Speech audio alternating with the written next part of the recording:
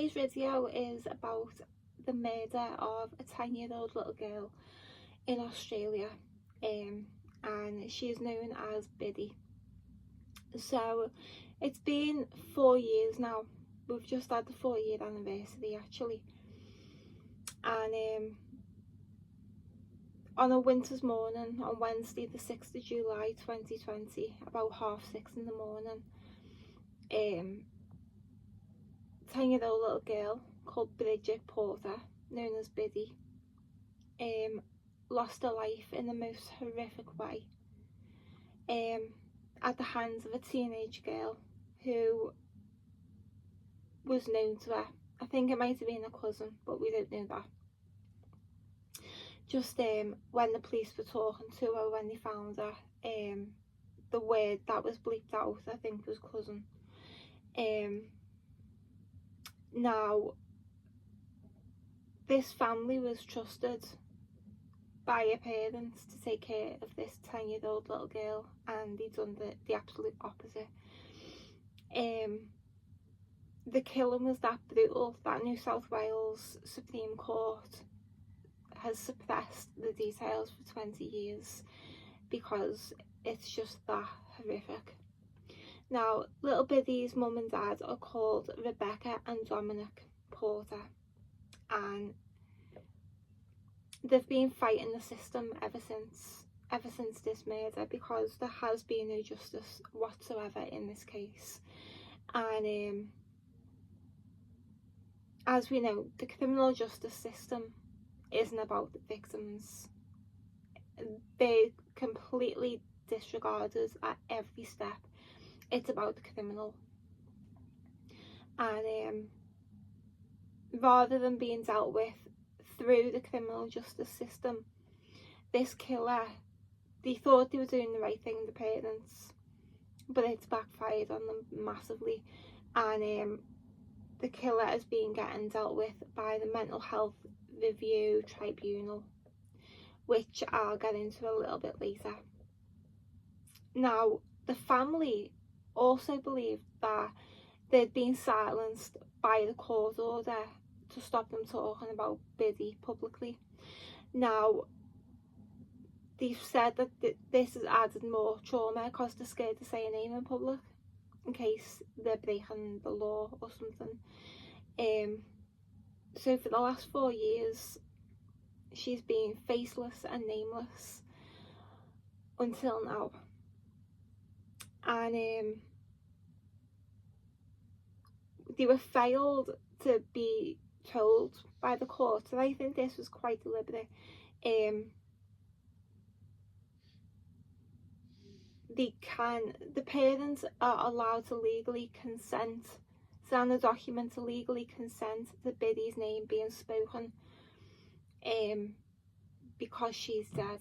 If she weren't dead, she wouldn't be able to, the family wouldn't be able to sign these court orders, but both mum and dad have signed it to give consent to Bidy being publicly spoken about. They had absolutely no idea.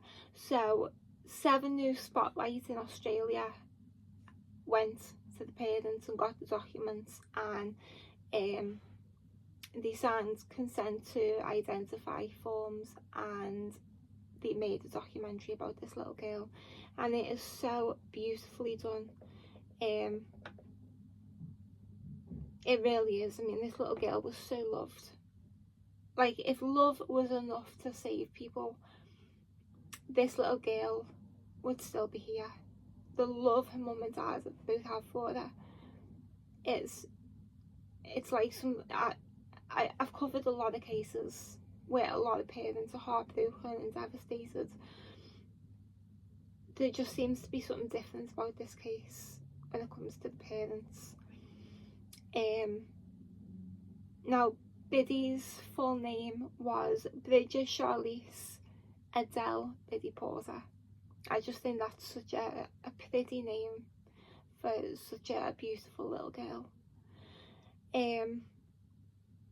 Now, Biddy went to a primary school. She was in year 5, I think, and it was Mullion Creek Public School, and she loved it. she was popular, she was safe, she was loved. And there's actually a plaque there, and I think it's at the back of like the park, near a swing or on a swing seat, and it's just lovely. It's like a bee. It's just really nice. So like I said, Biddy's mum and dad are called Rebecca and Dominic. Now they've separated at this point. This is July. I think they separated earlier on in the year, so they're newly separated. Now Rebecca was meant to drop Biddy off. Now I think it's the school holidays now. It's our summer, but it's their winter, so they broke up for the summer holidays, and Rebecca had dropped Biddy off at her mum's house. But her parents had to be somewhere at that time, so they sent Biddy. The plan was to send Biddy to this family farm for a week and then go back to Nan and Grandad's. Biddy had been to this farm many times. Rebecca says the kids have spent so much time there. It's a family relation who've got this farm, and you know, in the past she's loved it and she's been safe and everything's been fine. Now Dominic, her dad, said that as far as he knew, that he thought Biddy was with Rebecca.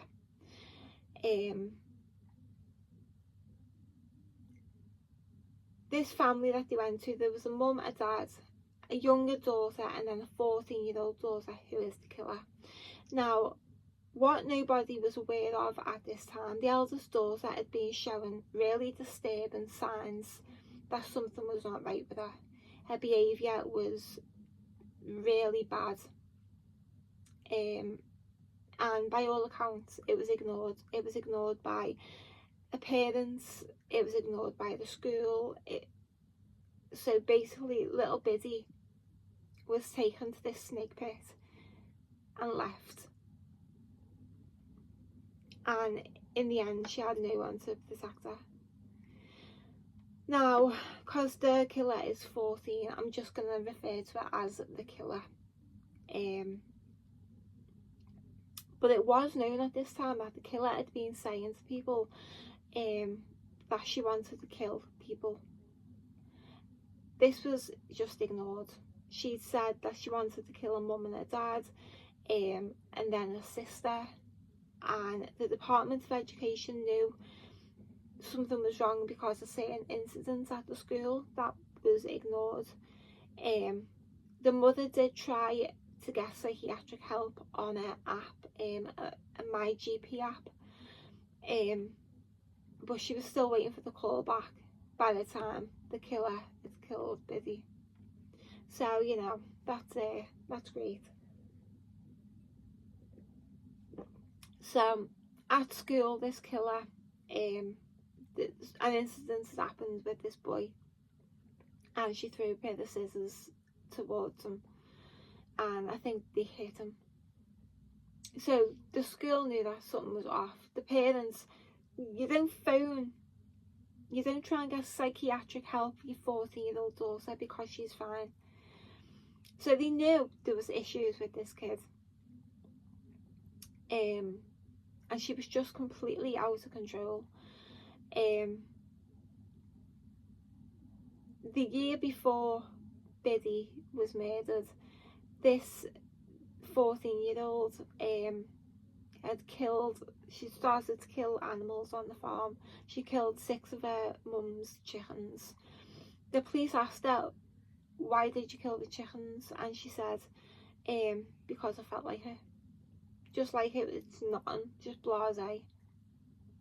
She absolutely makes the hairs on the back of my neck stand up. She's just so, I mean, you can't diagnose psychopathy. I mean, it's antisocial personality disorder anyway in the DSM-5, but you can't diagnose it until you're 21, I believe. But this kid, there is something wrong with her. She's not wired right. The way she speaks, I know there's an actor's voice, but the words she picks, she's just not right. So she's dropped off on the Monday the 6th of July. On the Tuesday the 7th of July, the kids, so you got the 14-year-old Biddy and then a little daughter, and they're playing a special game called Serial Killers. And this kid has a fascination with knives. So what do her parents do? Buy her 4 knives. Yeah, 4 knives. She calls them Storm, Rue, Ray and Lou. She's got a small axe, and she's also got a tomahawk called Tommy.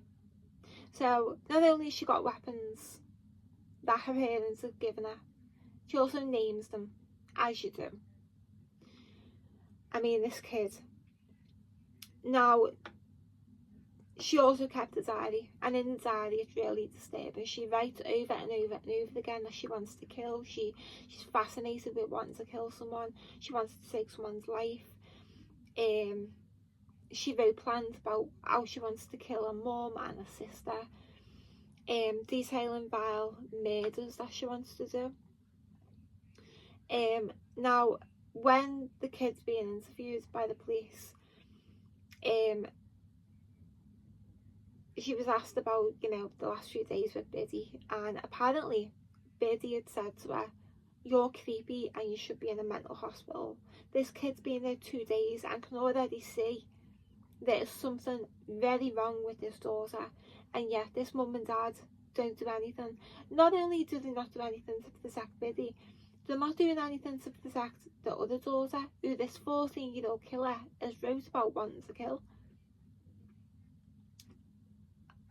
I mean, I don't know what you'd do as parents, but now apparently when Biddy was saying this stuff to her, she got really upset because she gets told this all the time at school.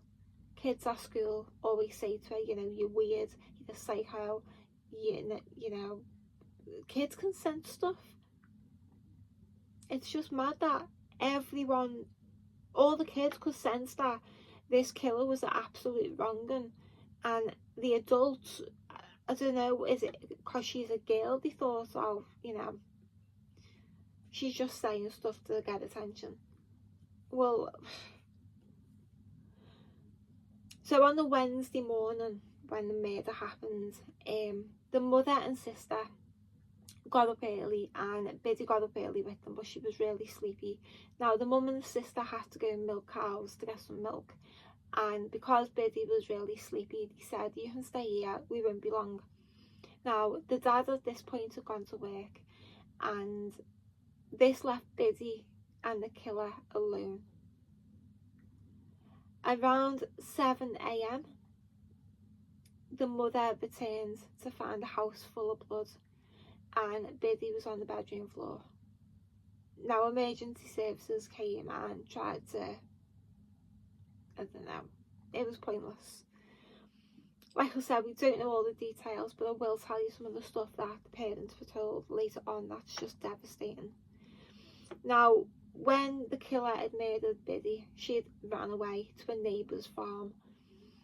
She wrote a note saying, "Tell them I'm sorry." Now in the police station, apparently this was to her friends, who she'd promised she wouldn't do anything drastic the night before. So the killer went to a neighbouring farmhouse, and she was in the garden for a bit, and then she asked them, "Can you phone the police?" And she told them what she'd done. Biddy had been dead 2 hours by the time the police arrested her. She admitted it right away what she'd done. She was very calm, very collected, very detached. She tells the police that Biddy was just so annoying.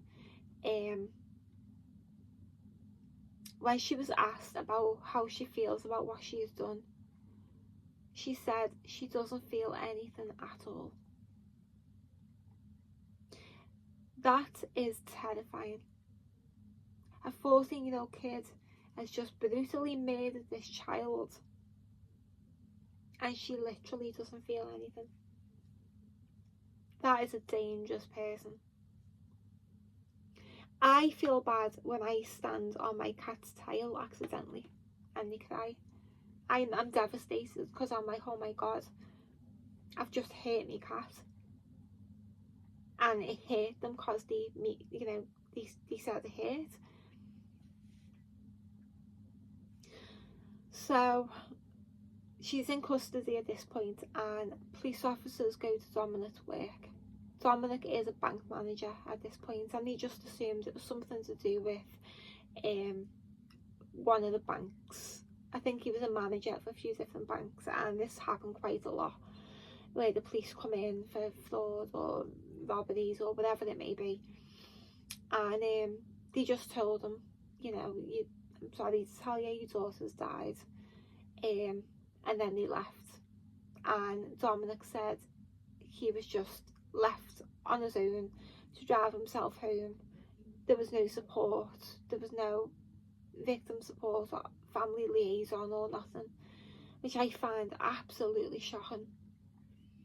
Now, Rebecca got a call from a relative saying, Biddy's dead, and she was like, no, why are you joking like that? And then Dominic phoned her, and she was like, it's not a funny joke, why are you all saying this is a joke? She couldn't accept what she was hearing, which I get. So initially the police kind of related to Dominic and Rebecca that, it's been an incident, it's an accident, it's just one of them things.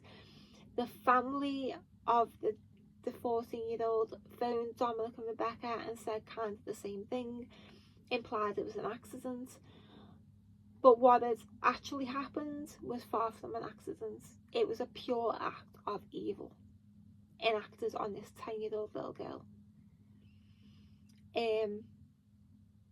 The Tuesday before as well, the killer had been chasing Biddy in the fields with a knife, and Biddy had fell onto barbed wire and she'd hurt herself. Then the killer, she got home and she was shouted at, so she booted the wall and she put a hole in the wall. Now, as punishment, her mum came and took 2 knives away. Remember, she's got 4 knives, a tomahawk and an axe. So the mum takes 2 knives, why? And a games console as a punishment for booting the wall. She'd been texting a friend then saying that she was going to kill her parents. She was so angry at her mum and her dad. And she'd packed a bag because she was going to run away.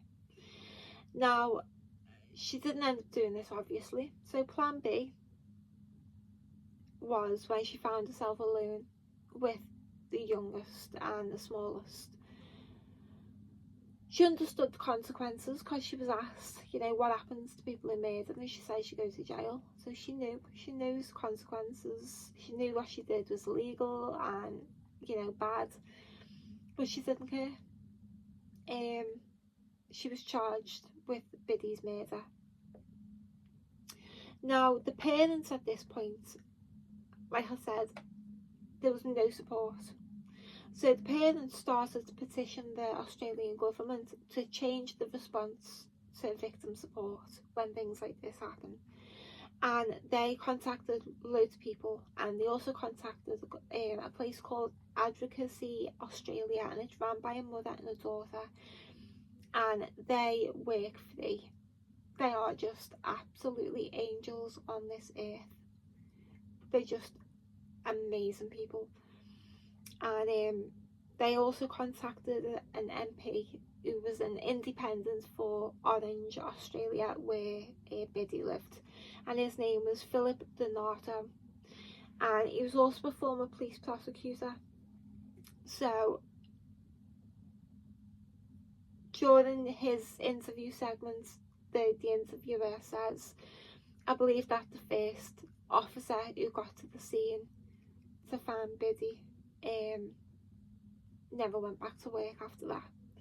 And Philip says, I can completely believe that. It's so different seeing kids. Philip also says that in this case there's been absolutely no justice whatsoever for the parents or for Biddy. So before the trial began, the parents had a meeting. Now, they were convinced, because to navigate the system, when you're traumatized, you've just lost a child, you don't know anything about the system, to navigate it, you're trusting what people in the system are telling you, and you trust them and you believe them because that's their job. You don't know how to navigate the system because you've never been in it before. And this is kind of the case with Rebecca and Dominic. They trusted the wrong people, and before the trial they had a meeting and they were convinced to go for an act proven but not criminally responsible due to mental illness rather than manslaughter, because the prosecutor said she would spend longer in prison with this if we went down this avenue. The prosecutor said there's the option of manslaughter, which would mean she would be out in 6 years, or we can go down the mental health path where she'd be behind bars for at least 13 years up to 18 years. So they believed going down the mental health path would keep this person locked away for longer. So that's what you've done, which is absolutely what you would do. Now, going down this route rather than the manslaughter route means we're not in the criminal justice system now. They were also told that it needs to be wrapped up in a week. So there was no trial. It was just kind of done between the lawyers and a bit of paperwork, and that was it. The lead investigator told the family that there's been a huge miscarriage of justice and that they needed to get access to the agreed facts and the brief of evidence. Now, the DPP, which is the court system, refused to show the family, and the MP has been trying, the Advocacy Australia has been trying, and they're hitting a brick wall. And Advocacy Australia are also saying, you know, this was so rushed, there was so much haste, it's got to be done within a week. Why? I know, I've been following the Sarah Boone case. I know, again, different country, it's the criminal justice system, not that system. But Sarah Boone is now on an 8th lawyer, a 2nd judge, and still hasn't gone to trial. Things can be dragged out for a long time to get it right. There's a saying, justice delayed is justice denied. But I also believe that justice rushed is justice denied, because it needs to be right. You can't wrap this up in a week. Why? Because he was going on his holiday.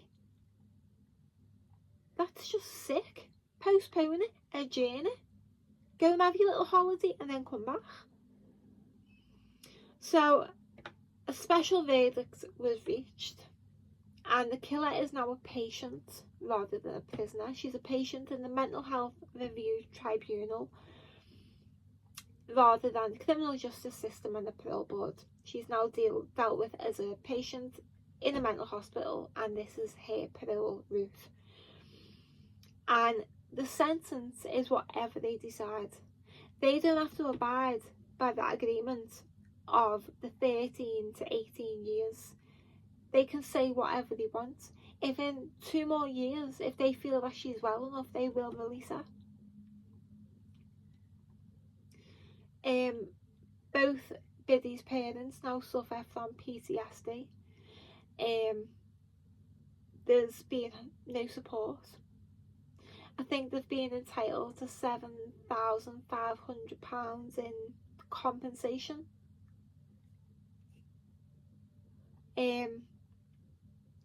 Dominic said that a forensic social worker actually said to him, I think when he was asking when she just died, I want to see her, this forensic social worker that said, we're just in the process of putting Bridget back together. Yeah. This dad was told that about his 10-year-old little girl because this lunatic, I know she's a kid, but she's a fucking lunatic, dismembered this baby, this 10-year-old child. She didn't just kill, she didn't just stab, she dismembered. Like I said, the house was full of blood. And this 14-year-old killer said,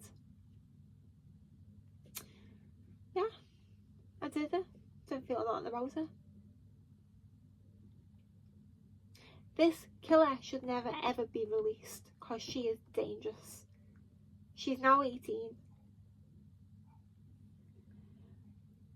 Dominic was then told that he could only touch Biddy's foot because if you touch any other part of her, she will fall apart. Can you imagine being told that about your daughter? You can't even touch or hug or hold your daughter because she will fall apart, because this lunatic has cut it up to pieces.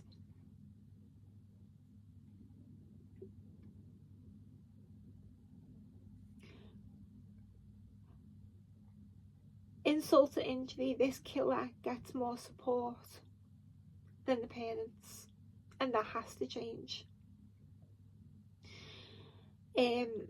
The dad was saying, you know, I've tried to get help for the PTSD, but the psychologists end up broken by it, and I end up comforting them. They end up broken. I get it. I was raped when I was 18, and I didn't get help until I was about 25. And I went to a place in Liverpool that does free counselling for rape. And the first person that I seen, she was like a student psychologist. I think she was qualified, but she was doing like a year's training. And I'd be telling her what had happened, and her eyes would start to well up. And it's just, it's no good, because you need that person to be stronger than you and to know what to say, know what to do, know how to support. And Dominic was saying there's just no support for this level of trauma. His 10-year-old daughter was chopped up into pieces.